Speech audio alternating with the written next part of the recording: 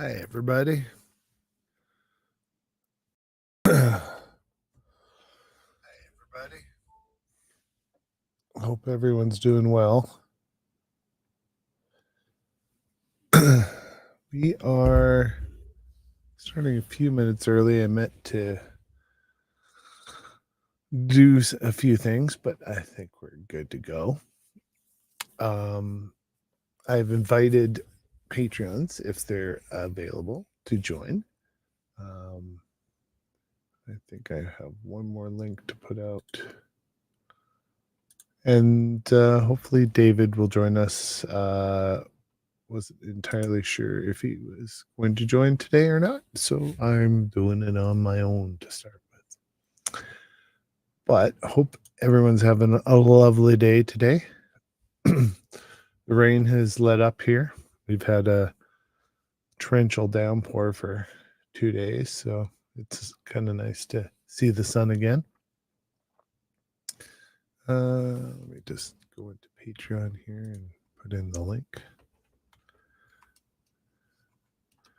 I thought I had already done this, but I put it in Discord, which should be good enough. But here we are. Audience.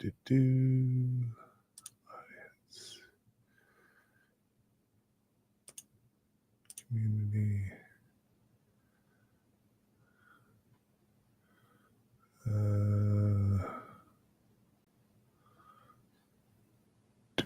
Where is, they moved everything around in here, so I never know where it is.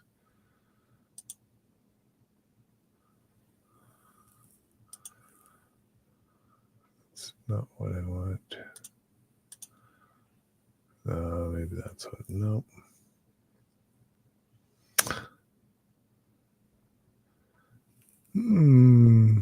Oh, there it is. Great. There it is. Great.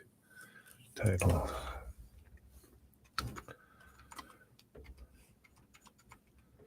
Hope everyone is printing something today.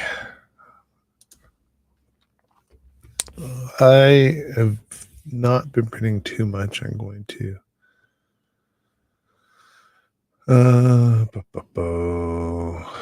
next post. This is paid members only. Yes. Live stream. Publish. There we go. Now everyone can join if they're available. All right. There's a couple of things in the news since this is our official start time, and you got to see the back end stuff for a bit. But yeah, there's not a ton of stuff. Summer is here, so a lot of the news and stuff gets a little sparse around this time of year. But yeah, the ongoing Stratus's bamboo stuff is still going on. They had some back and forth, and they're going to court fairly soon. But bamboo just filed a patent. One of the things that we've got someone joining. It's Dominic. 1 second while I bring him into the stream. Hello, Dominic.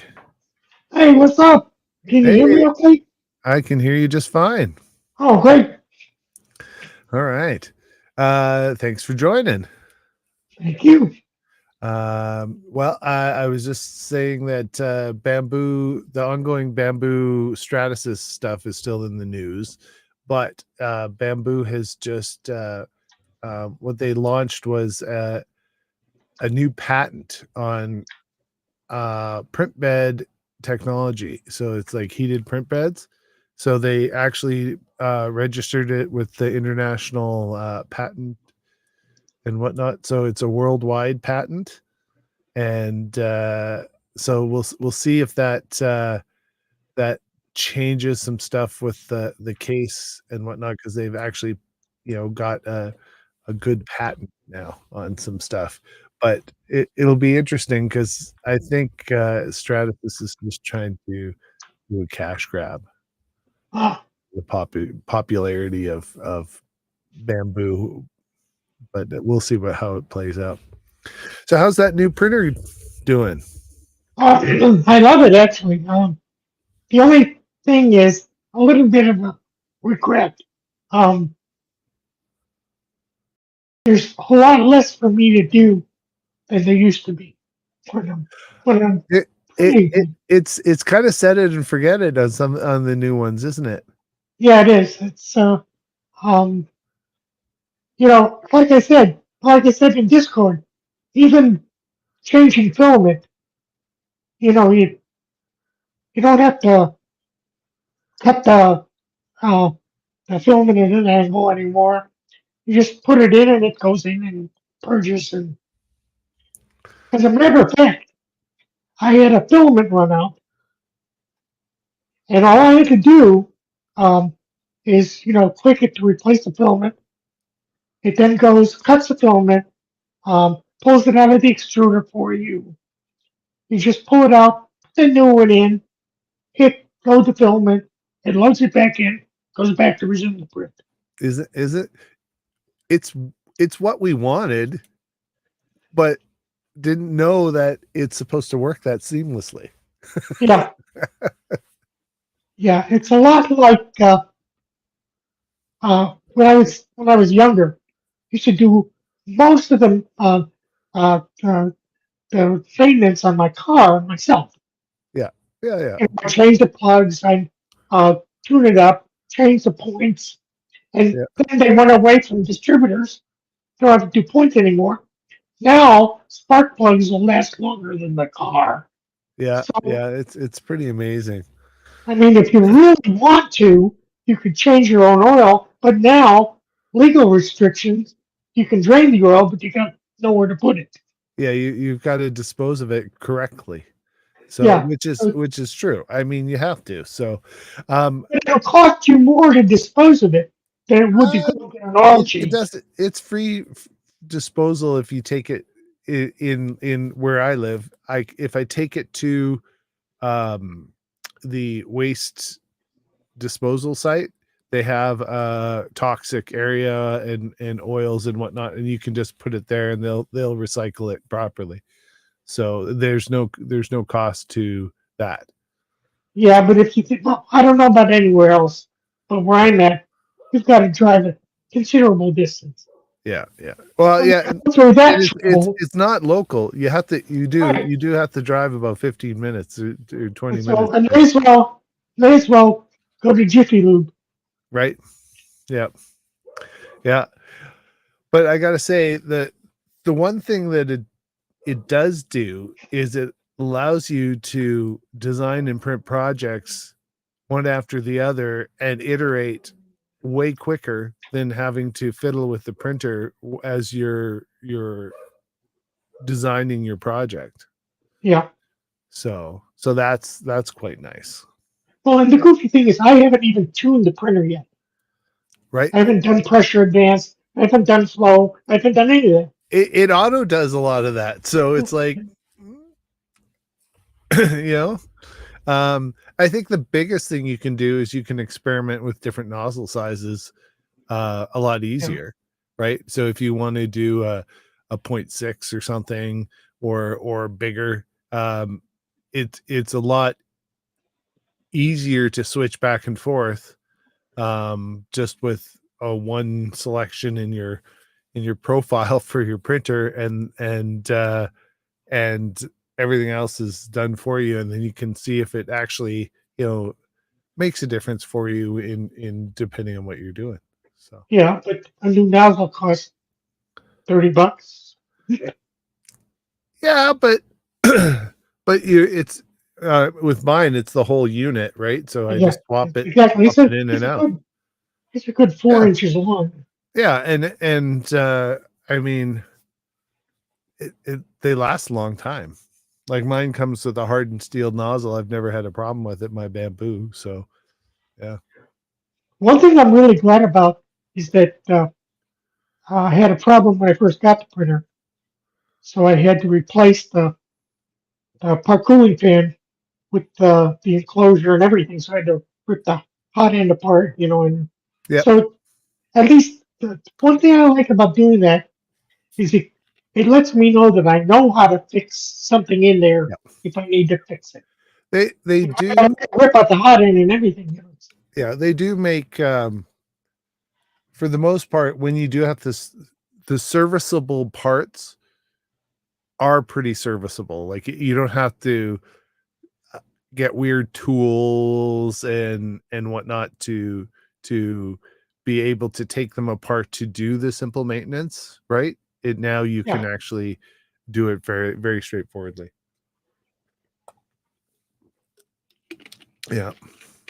All in So, all, I'm happy with the printer. I mean, it prints very well. mhm. The uh, the wider belts gives the surface layers. I mean, you almost can't see the layer lines.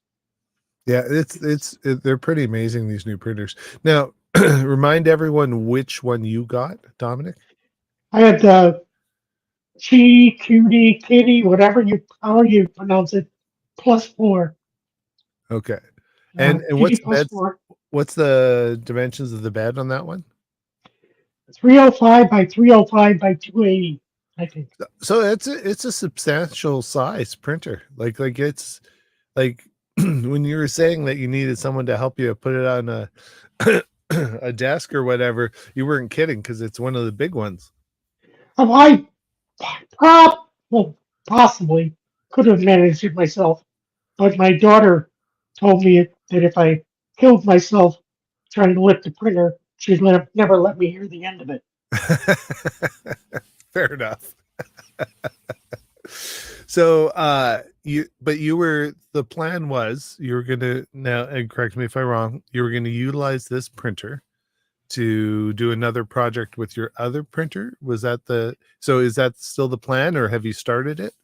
That's my plan. I haven't looked into it quite yet. I'm wondering kind of if the zero G Mercury 1.1 is still a thing.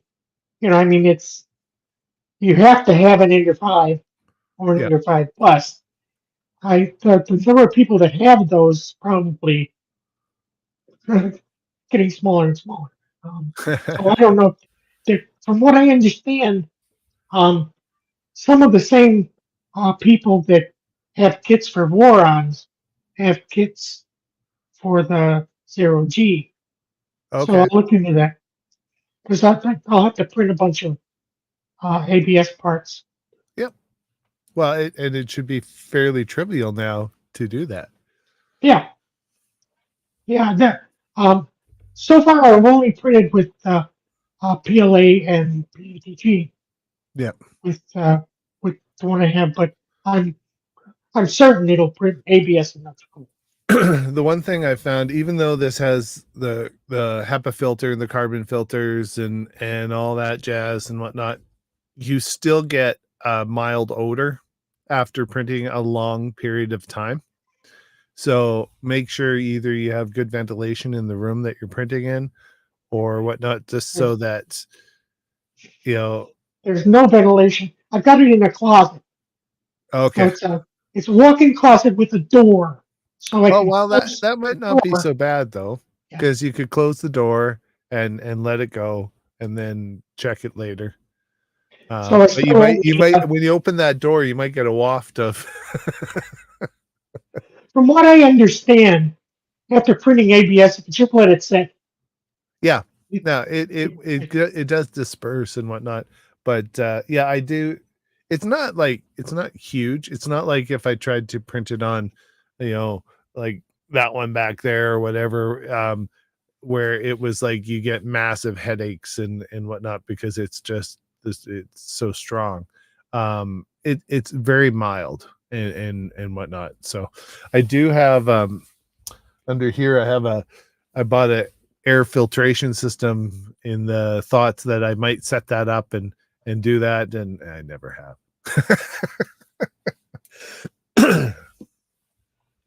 I think the filter for that, like everything's there, it just needs a new filter with the carbon. was like $200 just for the filter. Yeah. So I was like, oh, maybe I won't.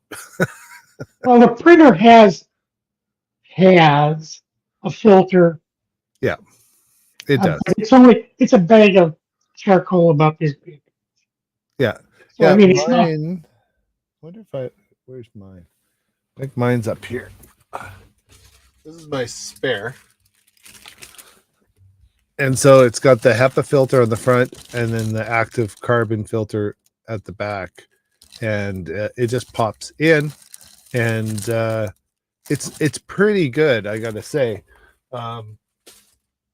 For, I've printed quite a bit of ABS on it. And it's been the results, like you said, the layer lines are very good, solid. Like there's nothing obvious. I had it run out on one of my prints and switched to ABS, and away I went. The nice thing, I have the AMS set up so that I'll put two colors in of the same in the first two, and then when one runs out, it automatically switches to the other one. So then it just continues on, kind of thing. So I did Yeah. have an issue where, how at the end of the spool sometimes it catches and it doesn't kind of pull out of the spool to go through. It got a jam, so I had an error on the screen. So I had to do the clear, the jam, switch the roll, and then just continued beautifully. I didn't have any issue. So I Well, have had spaghetti though. I've still had spaghetti once or twice, and that was a kind of a model design issue plus speed. What I found is as it got higher up in the model, the leverage effect, because it's going quite fast at the top of the model, broke it free from the base just because of how tall it was versus the speed. So all I had to do was slow it down for a section, so it could kind of, because I had like kind of four spires that it had to join, and once it joined them, then you could speed it up again. But it was, they were breaking free, and then I got spaghetti. So you could still have bad design that causes issues or bad settings that you need to tweak. So you still need to, all the learning we did with the previous slicers and iterations of printers is still relevant. yeah. I mean, the only failures that I've had, two times the tall cylinder broke off the build plate, Mhm. and that caused spaghetti, but it didn't detect it. So, but Yeah, I don't. This is supposed to have AI spaghetti detection. I'm like, does oh, it? And it stopped it, but a little bit. It took a while for it to stop. So it's not, either way. I didn't waste a lot of it. It wasn't like the old days where you come back and you could have a wig of spaghetti. you know it wasn't quite that bad, but it still had a little bit of a rat's nest of material that was wasted, but not as bad as it could have been. I did have a tangled print issue that it caught, and Oh, good. I was able to fix it and go right back to printing, and it just picked up where it left off. Nice. So So it did that. so you're in your new digs now. Yeah. And did you set up your printer that was in the box finally, or your computer that was in the box? Oh no, it's still in the box. I'm using a. I bought a little mini computer. Yeah, One of yeah, the ones that are about that big. yeah. This thing is amazing. It's amazing. Oh, so It's you're not. using that one. Yeah. So you have a I mean, new computer. yeah, yeah. It says Excellent. it's powerful enough to do games. It's so much faster than my old computer. It's ridiculous. Excellent. Um, Excellent. it's supposed to be game capable, uh, to a pretty high end. I don't know. I don't play games, so Hey, but as long as it well, works really well. you're getting a nice consistent stream and everything, so you must have good internet now I out have there. much better internet than I had in Chicago. It's really insane. It's like my in Chicago I had 35 to 40 megabits per second, which is horribly slow. Yeah, Here it's I have uh, between 300 and 400, oh perfect. So that's 10 times and faster. it's cheaper. Yeah, right? Isn't that crazy? It's always like you look at what your bill is and then you go check what the things are and you can get the faster stuff for what you're paying now. It's like, what?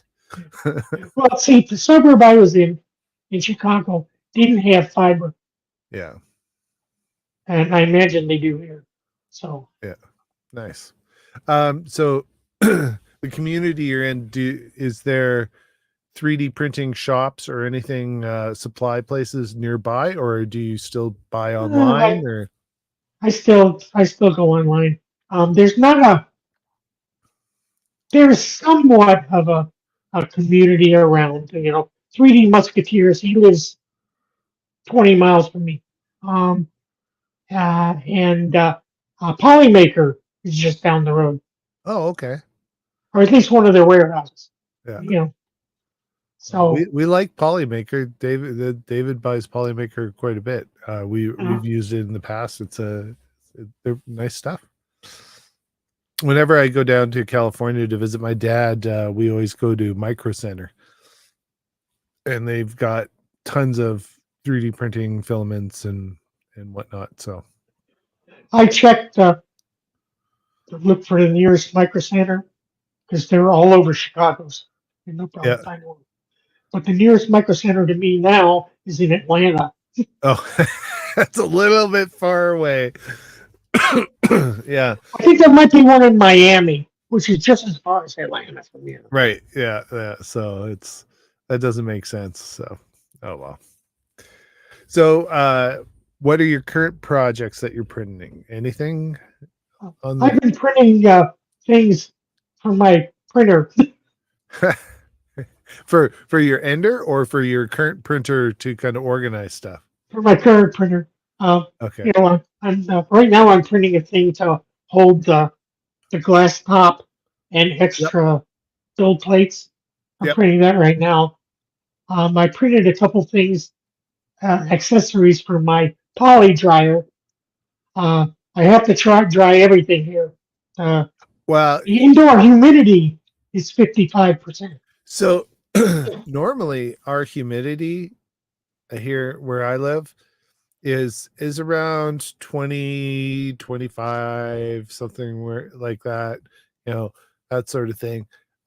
It's been raining for 4 days. It was 56% in our house. Yeah. Well, It's and what in the you, winter it's down, like it's as low as it can be because everything's frozen, so there's no yeah. humidity at all almost.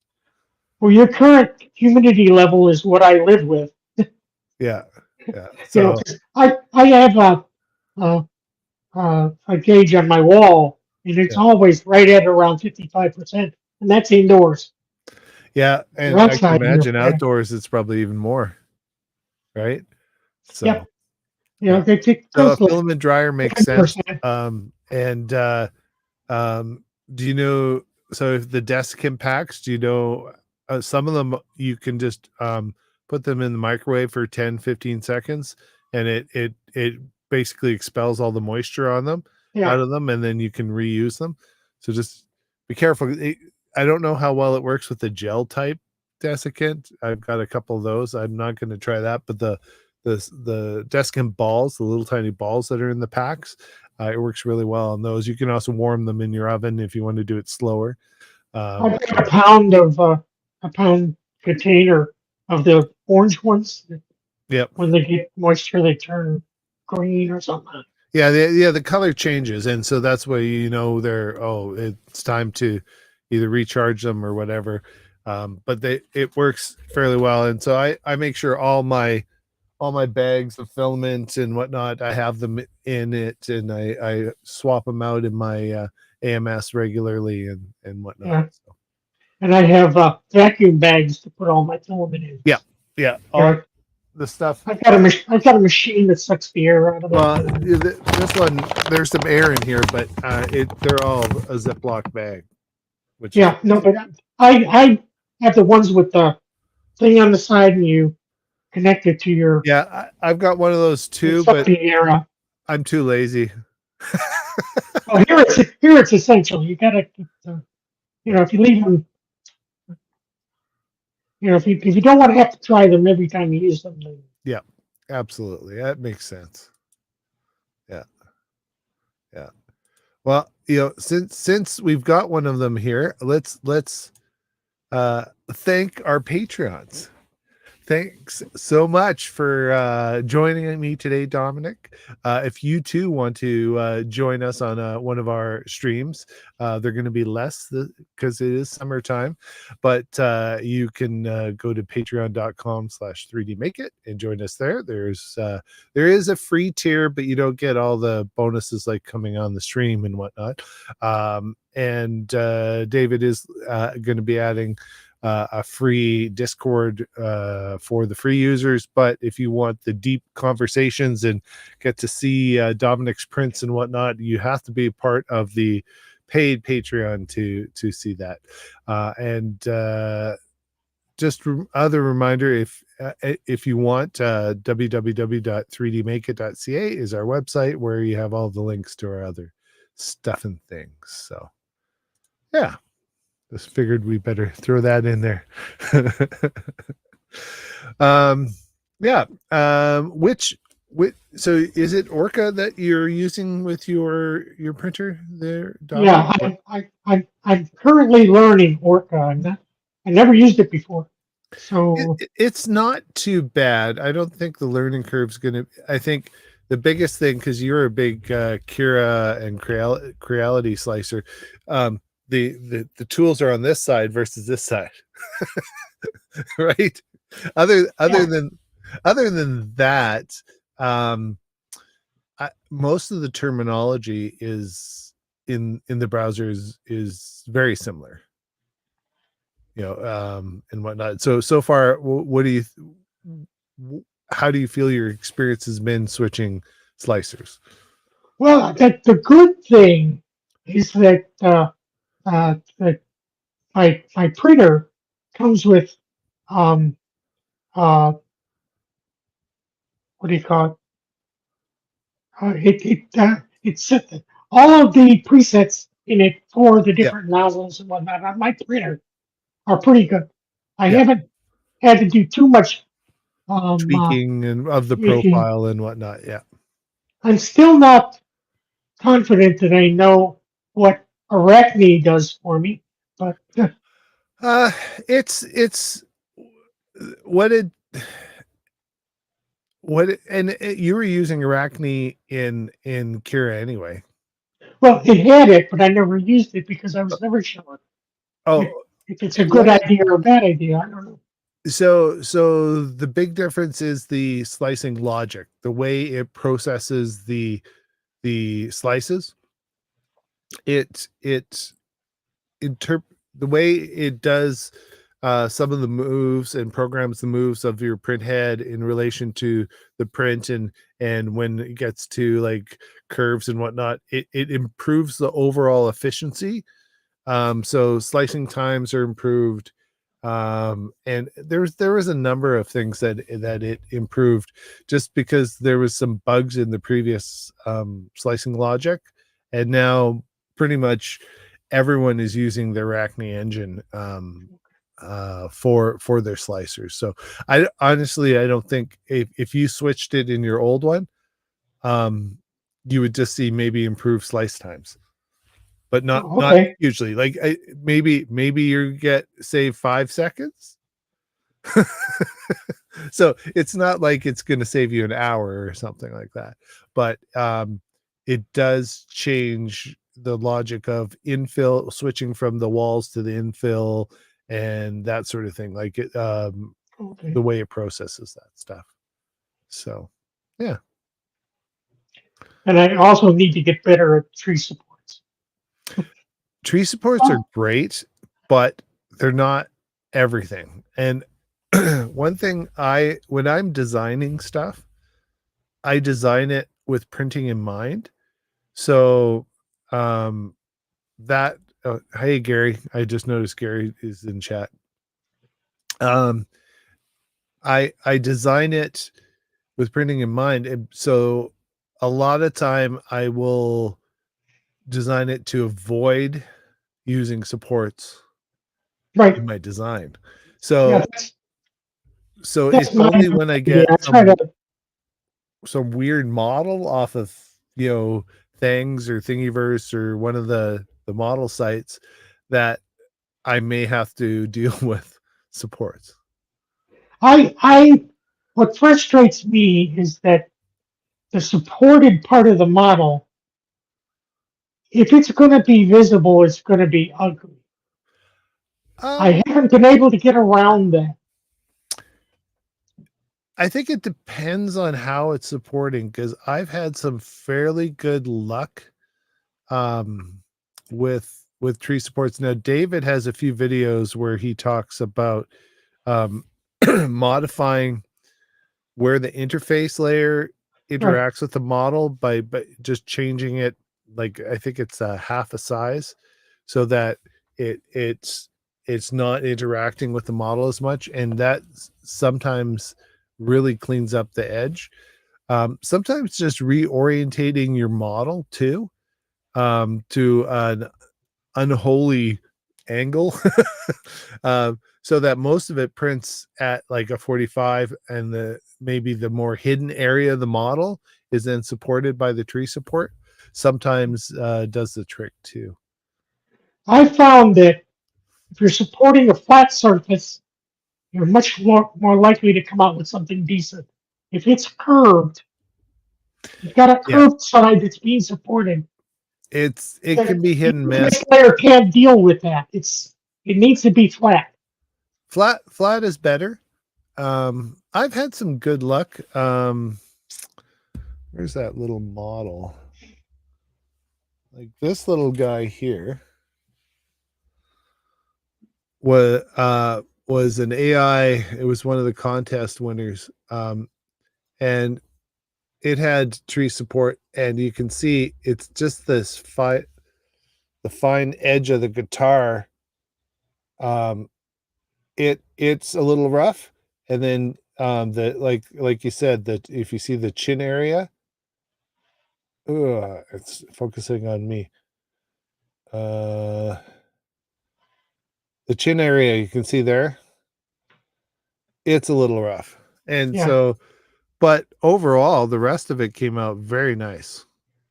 But it was also the way the head is. If you look at it, this is practically vertical, with nothing under support. So it was a more of a challenging print in that respect, but it turned out quite well, for a little guy. I was printing a model. It was like a spaceship thing, Mhm. and it was about this big around, and I couldn't orient it because of all the other things involved with it. It was just a horribly designed model because the whole underside was curved and it was big. So I tried all kinds of different settings, changing I changed the interface uh, z distance from uh, anywhere from 0.15 to 0.30, all kinds of different ones in between. Nothing came out satisfactory. Some better than others. I've had that a couple times, something similar. I had an airplane that we were printing. It was the Avro Arrow. It was one of the historic jets that Canada designed and built. And the model, I mean, a jet, it has a lot of curved surfaces and whatnot. So I found a spot in the model right behind the cockpit, just before the engines, where I could slice it. And then I tipped it so that the flat edges sat on the build plate, and then the fine details could still be printed, and then I could just put it together afterwards. That was the only way I could print that one and have a really good looking surface area without any weird supports and whatnot. I did have to do some tree supports for, they had a couple of I don't know, pointy bits at the end of the wing that I had to support. And they were supported with tree supports, but they came out fairly well just because it was just like a pointy bit that it was building from. And that turned out quite well. It was just, I had to, I couldn't make it in one piece. I think that a lot of times a model looks cool, but it wasn't designed to be 3D printed. Correct. I And you agree. just can't deal with that. I mean, I printed this 3 or 4 times, and then I just gave up and I said, like, I decided this was meant to be resin printed, and I'm just approaching Or it the wrong was game. meant to be used in a game or something. Like it wasn't meant, it wasn't meant for the real world.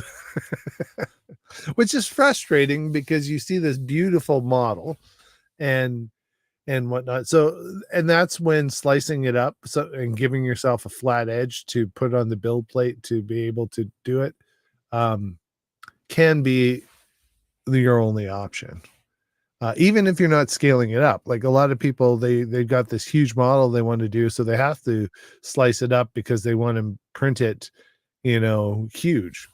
Um, but sometimes even the small models, in order to get all the detail you want out of an FDM printer, that's an option that maybe people don't think about.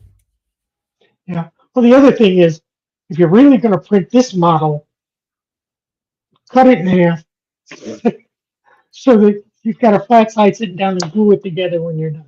Yeah, yeah, and then you know your result and whatnot too.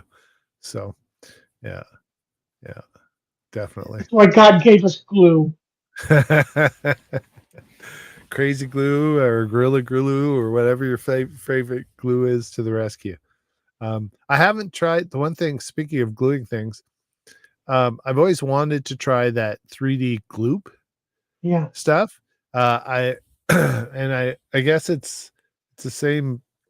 If I remember correctly, it's like this, whatever the chemical is in laughing gas, whatever that is. The Nitrous base of it. oxide. Yeah, I think the base of it is something like that. Um, I can't remember exactly, but but yeah. So you may not want to be When around an I open was, bottle too long. when I was a teenager, I worked at a soda fountain. Oh yeah. And this was back in the 60s when they used nitrous oxide as the propellant for whipped cream. So, So it was a uh, happy place to work. yes, it was definitely a happy place. I don't think they do that anymore. I'm not sure what the propellant is now, but it's, yeah, they don't, I don't think they use that. And the only Uh, reason they use nitrous oxide, I found out, is nitrous oxide. It it's because of the size of the bubbles it creates. oh, okay. If they used CO2, the whipped cream would come out weird looking. And so they use It was nitrous the, oxide. yeah. So they needed it to come out in the correct texture. Yeah, it needed to be creamy and Yeah. not bubbly. Yeah. Foamy. Well, that makes sense. I'm sure there's probably some material science or some chemical science person is probably like, yeah, and if you use this gas, it does this. And well, it's kind of like uh there's there's a gas that when you if you inhale it, it makes your voice deep. And then there's the helium, right, which makes it high and whatnot. So I'm sure if you use that in the different as a propellant in whipped cream, you get very different results, right? Yeah. Yeah, yeah. So I'm wondering what the heavy one would do. The deep one. You just get like big chunky bubbles or something. Yeah. Yeah. Yeah, I don't know. Any plans for the your summer, Dominic? Are you doing anything? I plan to be uncomfortably warm. That's all. Welcome to It's going Florida, to huh? take me. It's going to take me a while to get used to the climate. This is not. I lived in New Orleans for 4 years, so I know I can manage it. But Yeah. it's not Chicago. I'm ready for snow. I don't think you're gonna get it. Not in your part of Florida. It's been in the 90s since I moved here. Yeah. Did you watch any of the playoff hockey, or do you watch hockey? No, I don't No. watch. No, so you're not a Panthers fan? No, Oh well. I don't even know where the Panthers are from. Florida. Ah, I don't know okay. where in Florida actually.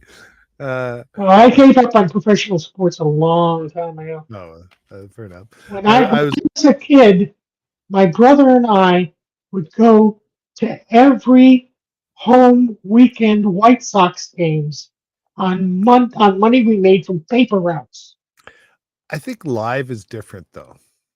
Oh, it is. But the whole point is, my feeling is they priced themselves out of the market.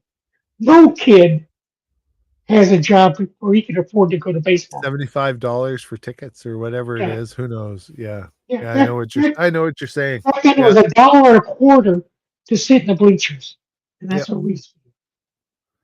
Yeah. Yeah. No times well not, you gotta the players are worth hundreds of millions of dollars now. Yeah. Oh yeah, I understand, but it's Yeah. Yeah. not for me. I do enjoy I'm not a huge sports guy, but I do enjoy going to live sports. So whether it's watching my kids play live sports or going to and it could be baseball, it could be rugby, it could be whatever. It's the live experience with the crowd and everyone's there to see the game. It's like it's just the smells and the food and it's the whole experience. I prefer live sports. I could take it or leave it watching it on TV. Mostly leave Well, it. I'll say this: American football is difficult to watch live Oh yeah? because it goes the distances are so far. Unless it's happening right in front of you, you don't know what's going on because you can't even see who has the ball. Yeah. Yeah. Whereas TV, they're focused tight on what's happening, so That's I can true. follow it. That's true. I'm sure there's other sports too that like that. I'm sure even I have never been to a professional soccer game, and or for our foreign non North American the football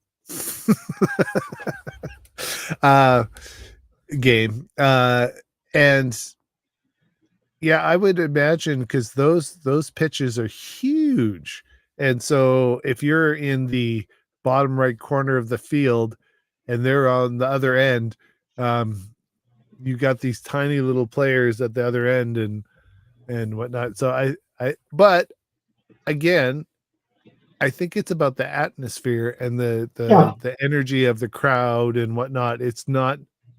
Uh, it's it's not just watching the game at that point. It's experiencing it. yeah, So yeah. I yeah, remember going to baseball games during the White Sox World Series year, and the crowd was electric. It was right. incredible. Yeah. That doesn't happen anymore. But that was bad. Yeah. White Sox fans are fickle. If the team's doing well, they support the team. If they're not doing well, they don't even show up. Uh, that can be all teams. I Uh, don't know if that's a Chicago White Cubs, Sox phenomenon. Chicago Cubs will go to the games. It doesn't matter if they've never won a game in season. Yep, it's the way they are. Yeah. Oh well. Well, I think that kind of like for us, it would be the Toronto Maple Leafs.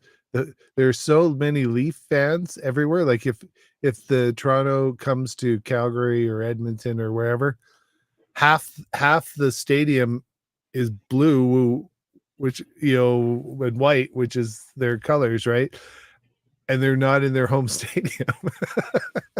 So yeah, there's certain diehard fans that will, if they'll go no matter what. So See, when I was a kid, Canada ruled hockey. yeah, no, You it's know, true. yeah. Yeah, we Oilers got to the playoffs twice in 2 years, and they both lost both times to Florida Panthers. So Florida and hockey, it's kind of like Jamaica and bobsleds. It just doesn't make sense. yeah, oh well. Well, we're almost to the top of the hour. Is there any big stuff that you can think of that in 3D printing that or any questions or anything? I don't think so. I mean, there's a lot going on with different multi-material systems and whatnot. Yeah, And Gary, how about you in the chat? There is there. What are you printing this summer, if you are printing, and do you have anything that has stood out to you in the 3D printing that we maybe should talk about? And we'll see if he responds. But yeah, I besides the patent thing, the only other thing that I had was Bamboo released 2.1.1 to the public. It's mostly bug fixes. They did add a feature now where you can adjust the flow ratio on a specific object. So if you have, a few different objects on your build plate, you can change your flow rate on an object itself. So yeah, I thought that was kind of interesting. But other than that, it was just bug fixes. It was nothing groundbreaking.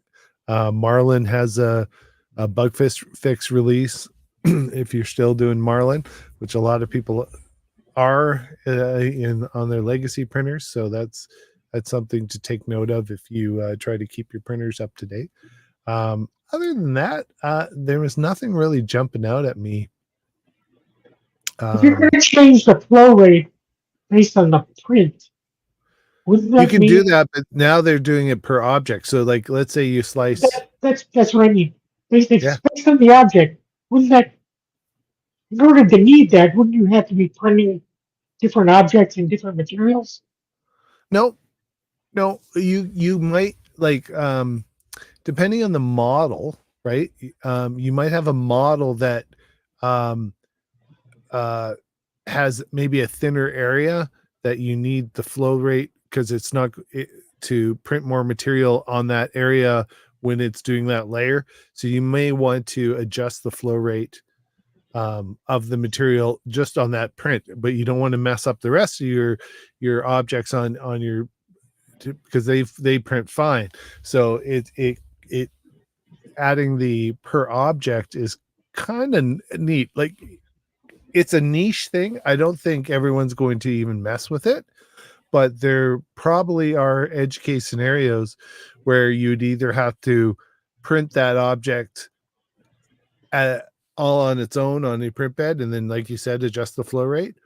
Whereas this, you could have like 20 objects on your build plate, and the one gear over here, you could adjust the flow rate for to have a slightly different density or adjustment.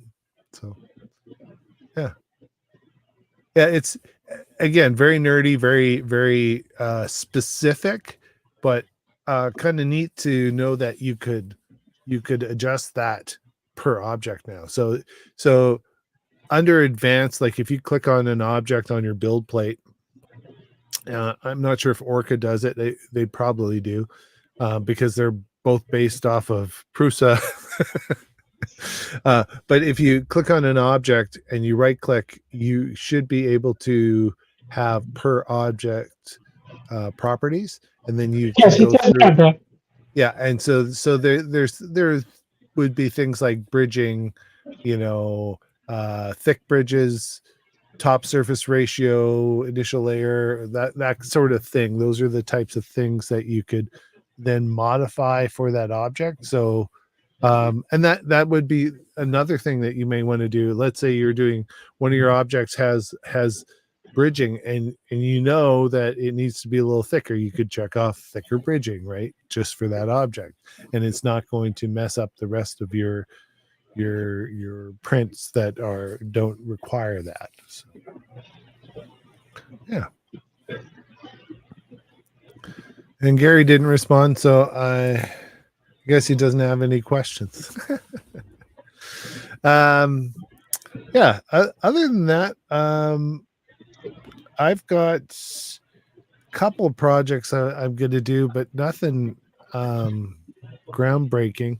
I've been doing tons of renos. We had the classic 70s 1x1 tile ceiling in our one family room.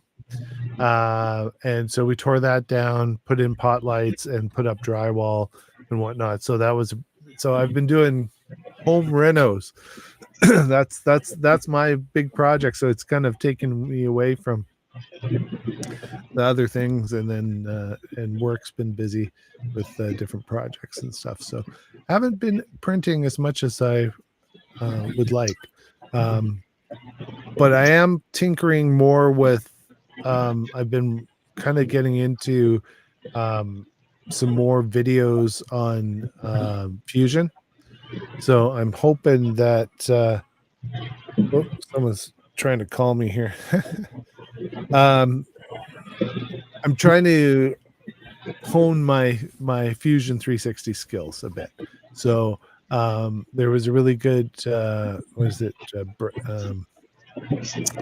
blanking on his name. He does really good videos.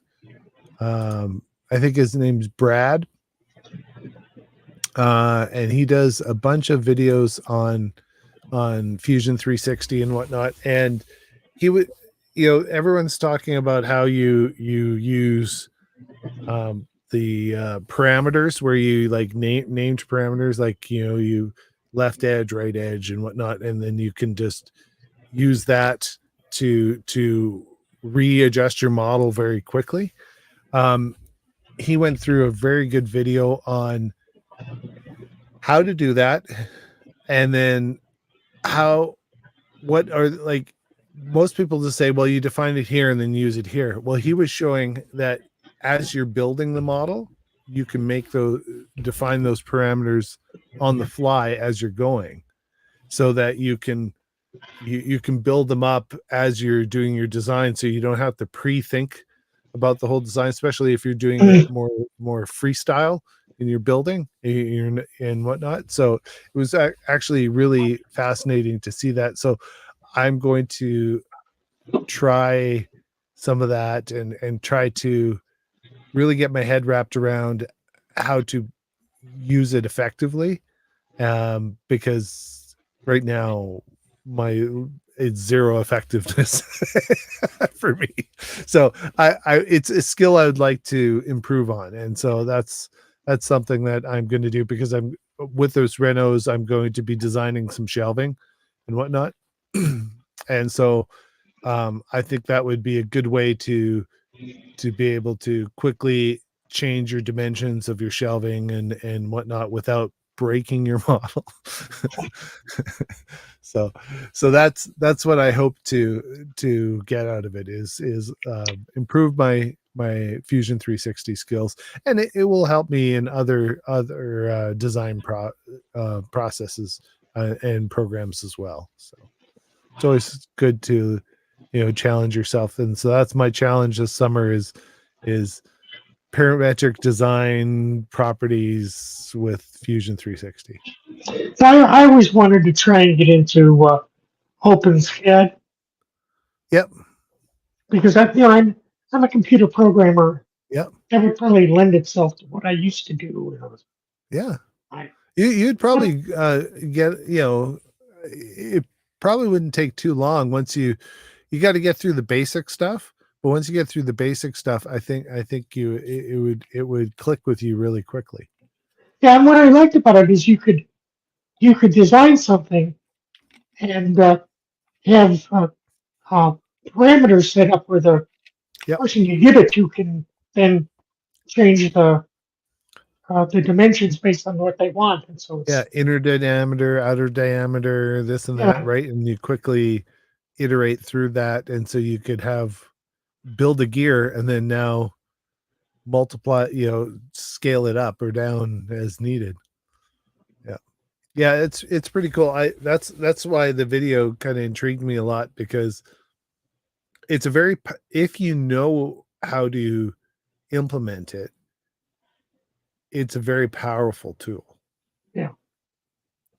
And so it's definitely something that I'm challenging myself to, because I was never a programmer, Dominic. No, you know, It's funny though. I was just 10 go thinking that 10 go to 20 is my from my Vic 20, that print, yeah, that was the more complex I got. I've tried to learn for loops and that sort of thing, and it's not my skill set. I started programming on a Commodore 64 Yeah. that Well, I hey, bought for my daughter, and that's how I got into it. It's like yeah, yeah. I realized I have a knack for this. So So so Commodore 64. See, I had a VIC 20, so that was like maybe 2 or 3 years before the 64 yeah, um came out, because I remember we got it from like Sears or something like that, and whatnot. So everyone else had the 64. I only had the VIC 20. But so what were you doing prior to programming then, I was Dominic? a nightclub disc jockey. Oh, you're a disc jockey. Nice. Nice. And during the whole when house was invented, Oh yeah. so I started that here. I did house music, Italo disco, all this kind of stuff. And, Nice. I could And then in the 80s, when you discovered the 64, your direction changed. yeah. Well, I had to get out of disc jockey. Yeah. Uh, there's too much drugs and everything else in politics. Yeah. Yeah, yeah, yeah. Fair And I enough. have a daughter. I'm raising a daughter by myself. I figured Yeah. I got to get a legitimate job, Fair enough. so I became a programmer. So where did you program for years? Like, what was it? Different companies, or was it one company for the most It was mainly, part? Or it was mainly for CNA insurance. I started out programming in COBOL, and then when I was right, I was there right at the time when PC networks started evolving, and so then I got into that. And it just went. yeah, nice. So is that where you eventually retired from? Is that company? Yeah, more or less. Yeah, nice. Yeah. And it all started with the Commodore. Yeah, uh, yeah. eh, Commodore Basic was funny, because um, it's kind of powerful for a Commodore 64. The funny thing is, only the first two letters, first two columns are significant. So your variable names were more likely to be X, Y, Z. yeah, You yeah, only get yeah. two letters to mess with. It's funny, it's kind of ridiculous, but it is Well, what I it mean, is. you're kind of limited on the amount of memory and what. So unless you Yeah, could write yeah, if you could write in assembly or something, you could probably do do a little more, right? yeah. And whatnot. Did See, I always had the tape drive and the cartridges. Those are the two things that I Yeah. had on it, and so we would like make a program and hit record and stream it out to the tape, and then play and stream it back to the computer. And I started out with the tape as well. yeah, Tape did drive, and did you eventually, go up? I Do bought a you? 300 baud modem. Oh wow, that's hey, I modems are great. Like I remember going on the BBSs and whatnot back in the Yeah, day, and I had Yeah, a it's a, buddy who hosted his own. He had like three modems in his, so people could dial in. And yeah. I even subscribed to CompuServe for a little bit, yeah, but that got to be really expensive. yeah, yeah, yeah. So I dropped out of that. And, Did you ever get disk drives and whatnot on the well, I mean, 64, this or did was you? 5 and a quarter inch disk drives. Yeah, yeah, yeah. I had two of those. And my first hard drive was Were they single sided so that you could yeah, flip single them? sided, but you punch a hole in Yeah, one side of it, and then you can flip it over. yeah, Uh, my first disk drive was 20 megabytes. yeah. I remember it must have been. It was probably around 86, maybe 80, 85, 86. My dad built his first PC, and I remember the motherboard was 2 layers. And then we had to push in all the chips. We went to a full meg on that one. It wasn't 640, it was a full meg and whatnot on that one.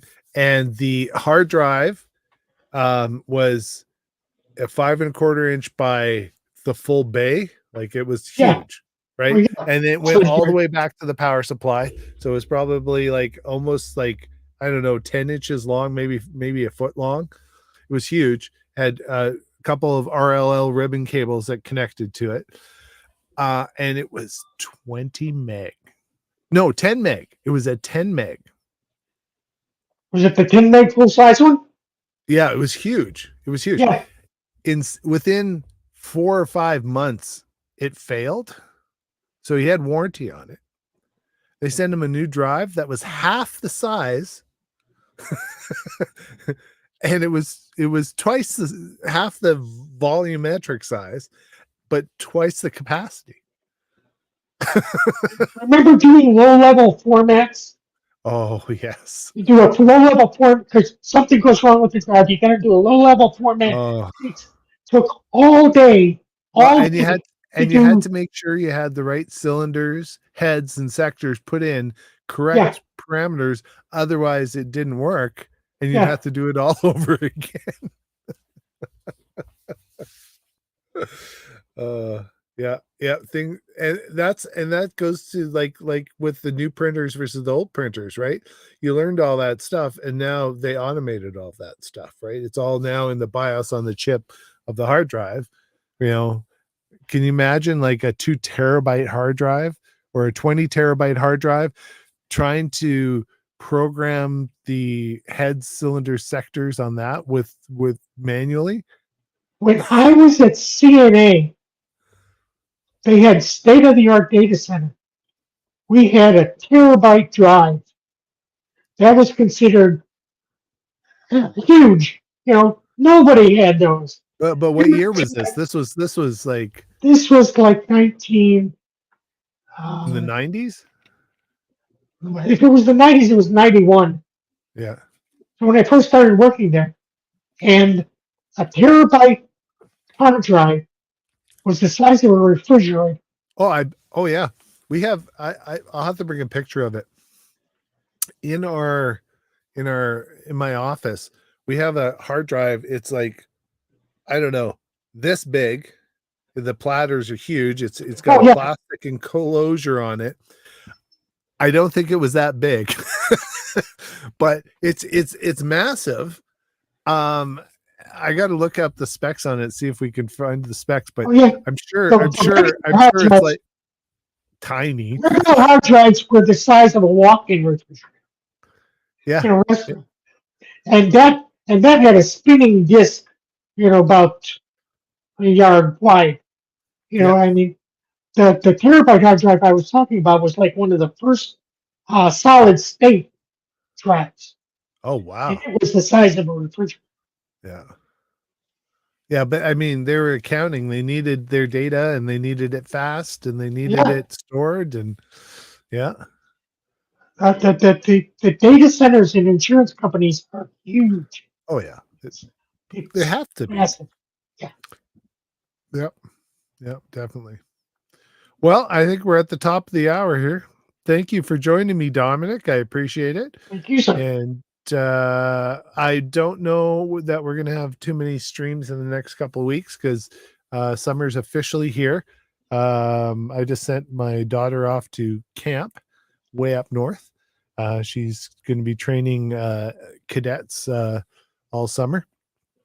So I've got another son that we're doing stuff. He's back from university, so we got busy stuff around here and renovations and whatnot. So we'll try to pop on and do a live stream here and there, and I will make sure I put out invites. So if anyone wants to join, they can.